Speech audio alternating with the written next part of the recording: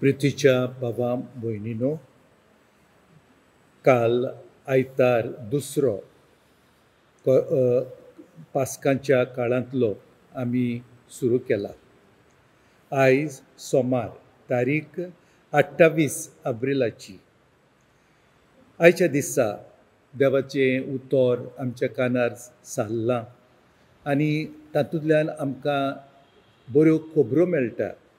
आमच्या जिविताक लागता पळय ते परी आमचें क्रिस्ती जिवीत जेजूच्या पुनर्जिवनपणा उपरांत कशें जावंक जाय, कशें आमी चलूंक जाय तें आमकां शिकयता ही देवाचें उतर.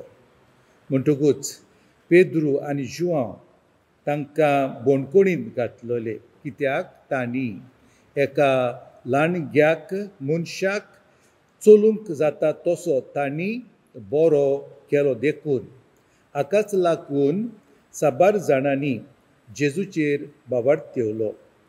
पूण तांकां पेद्रूक आनी जुआंवाक सुटका मेळ्ळी तेन्ना तांणी आपल्या सांगात्यांक ही सगली खबर दिली आनी सगलो लोक देवाक व्हडल्यान दिनवासूंक आनी वाखाणूंक लागलो. आनी मागणें करतना पोरजेन जेजूच्या शिसां खातीर मागणें केलें, दी म्हूण तांकां बळ आनी पदवी देवाचें उतर परगटूंक, विस्मितां आनी ओचोऱ्यां आदारूंक आनी पिडेवंतांक बरें करूंक.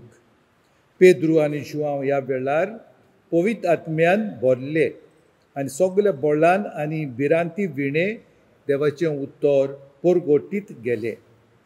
आमी देखता हांगासर की मागण्या वरवीं सगले तरेचो दुमाळो पयसावूंक जाता आनी बरो वावर फुडें थांबनासतना करूंक जाता. आयच्या शुभ वर्तमानान निकोदेम फारिझेव जेजूक मेळूंक वेता.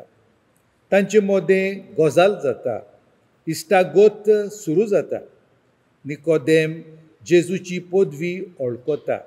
तो म्हणटा, तुजे थंय देव आसा देखूनच तूं विस्मितां करताय. जेजू ताका जिखून घेता, आपले वाटेन ताका हाडटा म्हणून तूं परत जल्मूंक जाय. म्हणजे तूं इस्नान घेवन पवित्र आत्म्यांक घेवन एक नवो मनीस, एक नवी रचना जावंक जाय. जेजूचें पुनर्जिवनपण आमकां नवेपण दिता, नवी मनशां आनी नवी रचना आमकां करता. ह्या पुनर्जिवन जाल्ल्या जेजूक आमी वाखाणुया आनी दिनवासुया.